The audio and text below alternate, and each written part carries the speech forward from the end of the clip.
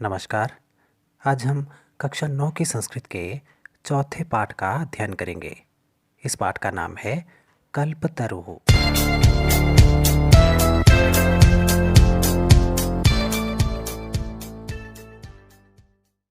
पाठ शुरू करने से पहले हम इसके शब्दार्थों को अच्छे से याद कर लेंगे ताकि इसके कठिन शब्दों का पता चल जाए और पाठ अच्छे से समझ में आ जाए। ये पाठ वेताल पंचविंशति नामक कथा संग्रह से लिया गया है, जिसमें मनोरंजक एवं आश्चर्यजनक घटनाओं के माध्यम से जीवन मूल्यों का निरूपण किया गया है। इस कथा में जीमूतवाहन अपने पूर्वजों के काल से गृह उद्यान में आरोपित कल्प वृक्ष से सांसारिक द्रव्यों को न मांगकर संसार के प्राणियों के दुखों को दूर करने का वरदान मांगता है, क्योंकि धन तो पानी की लहर के समान चंचल है। केवल परोपकार ही इस संसार का सर्व उत्कृष्ट तथा चिरस्थायी तत्व है। तो चलिए पाठ शुरू करते हैं।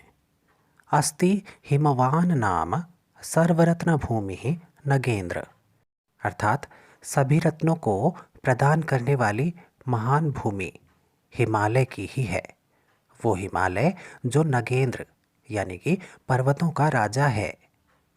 तस्य सानोः उपरि विभाति कंचनपुरम नाम नगरम, उसी हिमालय के सानोः उपरि यानी कि उसके शिखर के ऊपर विभाति यानी कि सुशोभित है कंचनपुर नाम का एक सुंदर नगर। तत्र जीमूतकेतु इति श्रीमान विद्याधरपतिः वसति स्म, वहाँ जीमूतकेतु नाम के श्रीमान विद्याधरपति रहते थे। तस्य गृहोद्याने कुलक्रमागतः कल्पतरुः स्थितः, उनके गृह उद्यान में यानी कि उनके घर के बागीचे में कुल क्रम से आए हुए, इसका अर्थ है कि एक पीढ़ी से दूसरी पीढ़ी को मिली हुई संपत्ति के रूप में कल्पतरु कल्प वृक्ष वहाँ स्थित है। स राजा जीमूतकेतुः तम कल्पतरुम् आराध्य तत्प्रासादात् च बोधिसत्त्वांश संभवं जीमूतवाहनं नाम पुत्रं प्राप्नोत्। इसका अर्थ है कि उस राजा जीमूतकेतु ने कल्पतरु की आराधना करके उसके फलस्वरूप बोधिसत्व के अंश से उत्पन्न या फिर कहें भगवान बुद्ध के आशीर्वाद से उत्पन्न जीमूतवाहन नाम के एक पुत्र को प्राप्त किया। स जीमूतवाहनः महान दानवीरः सर्वभूतानुकंपी च अभवत्। वो जीमूतवाहन जो जीमूतकेतु का पुत्र था, वो महान दानवीर बना और सभी जीवों पर दया करने वाला बना। तस्य गुणैः प्रसन्नः, उसके गुणों से प्रसन्न होकर स्वसचिवैश्च प्रेरितः, और अपने मंत्रियों से प्रेरित होकर राजा कालेन संप्राप्त यौवनम तम यौवराज्ये अभिषिक्तवान, यानी कि राजा ने अपने पुत्र के युवा होते ही उसे युवराज घोषित कर दिया, युवराज के रूप में उसका अभिषेक कर दिया।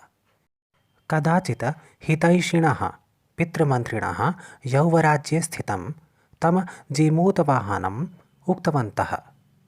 एक बार कुछ हितैषी मंत्री यानी कि राज्य का भला चाहने वाले उसके पिता के मंत्री युवराज के पास आकर जीमूतवाहन से कहते हैं, युवराज, यो अयम सर्वकामदः कल्पतरुः तव उद्याने तिष्ठति स तव सदा पूज्यः।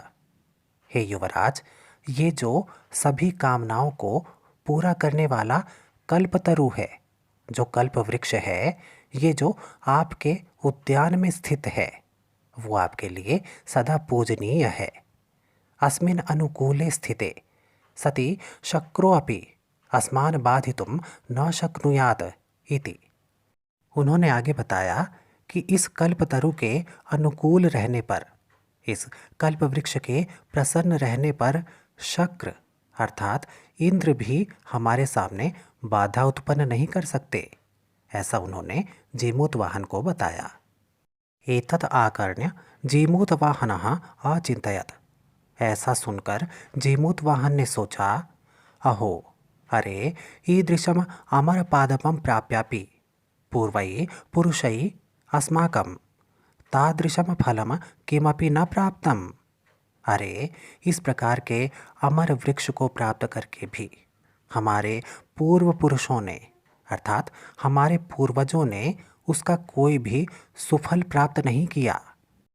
किंतु केवलम कैश्चिदेव कृपणैः कश्चिदपि अर्थः अर्थितः। बल्कि कुछ कंजूसों के द्वारा केवल और केवल धन की प्राप्ति ही मांगी गई। अर्थात सभी ने केवल अपने भले के बारे में ही सोचा, सभी ने अपने स्वार्थ को ही पूरा किया।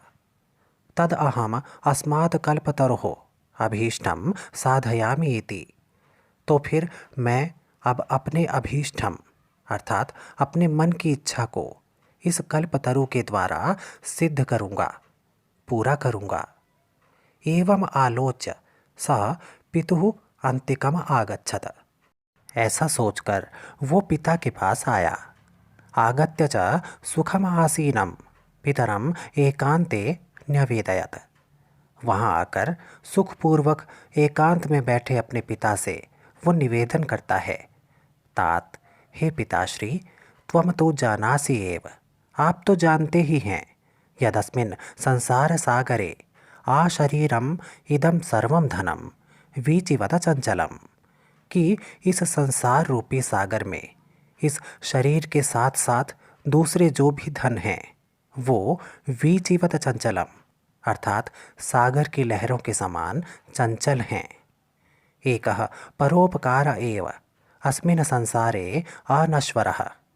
केवल एक परोपकार अर्थात दूसरों की भलाई ही एक ऐसी भावना है जो इस संसार में अनश्वर है, जिसका नाश नहीं हो सकता। यो युगांत पर्यंतम यशः प्रसूते, जो युग युगांतर तक केवल प्रसिद्धि ही प्रदान करता है।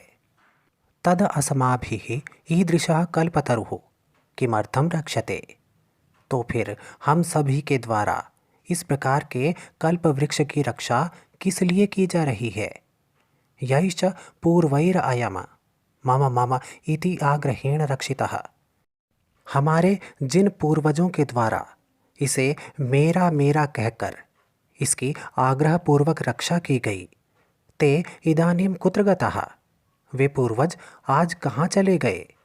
तेषाम कस्यायम, उनमें से किसका है ये कल्पवृक्ष। अस्य वा के ते, और वे सब कौन थे इस कल्पवृक्ष के। तस्मात् परोपकारै एक फल सिद्धये त्वद आज्ञया इमं कल्पपादपम आराधयामि। तो फिर केवल परोपकार रूपी एक फल की प्राप्ति के लिए मैं आपकी आज्ञा से इस कल्पतरु की आराधना करूँगा। मैं इससे सभी के लिए कल्याण मांगूंगा, जिससे सभी का भला हो। अथ पित्रा तथा इति अभ्यनुज्ञातः स जीमूतवाहनः कल्पतरुम उपगम्य उवाच। इस प्रकार पिता की आज्ञा प्राप्त करके वो जीमूत वाहन कल्पतरु के पास जाकर कहता है, देव, त्वया अस्मत् पूर्वेषाम् अभीष्टः कामः पूरितः, तन्म मयिकम कामम पूरय। हे देव, इससे पहले आपके द्वारा अनेक लोगों की कामनाएं पूरी की गई हैं, तो फिर एक कामना मेरी भी पूरी कीजिए। यथा पृथिवीम अदरिद्राम पश्यामि तथा करोतु देव इति। इस पृथ्वी को मैं दरिद्रता से रहित देखना चाहता हूँ, अर्थात इस पृथ्वी पर दरिद्रता, गरीबी, दुख, दर्द आदि ना रहे। तथा करोतु देव, कुछ ऐसा उपाय करो मेरे देव। एवं वादिनी जीमूतवाहने त्यक्तस्त्वया एषोऽहं यातोऽस्मि इति वाक् तस्मात् तरोः उद्भूत। अर्थात जीमूत वाहन के ऐसा कहते ही उस दिव्य वृक्ष से आवाज निकली कि तुम्हारे द्वारा त्यागे जाने पर अब मैं जा रहा हूँ। ऐसी आवाज उस दिव्य वृक्ष से निकली। क्षणेन च स कल्पतरुः। उसी समय वो कल्प वृक्ष दिवम समुत्पत्य भुवि तथा वसूनि अवर्षत यथा न कोऽपि दुर्गत आसीत्। उस कल्प वृक्ष ने आकाश की ओर, स्वर्ग की ओर जाते हुए पृथ्वी पर ऐसे रत्नों की वर्षा की कि पृथ्वी पर कोई भी दुर्गत अर्थात कोई भी गरीब या दुखी नहीं रह गया। ततः तस्य जीमूतवाहनस्य सर्वजीव अनुकंपया सर्वत्र यशः प्रथितम्। और उसके बाद जीमूत वाहन की सभी जीवों के प्रति दया भावना के कारण उसकी सब ओर प्रसिद्धि फैल गई, उसका यश फैल गया। तो ये था कक्षा 9 की संस्कृत का चौथा पाठ। आशा है आपको ये पाठ अच्छे से समझ में आ गया होगा। धन्यवाद।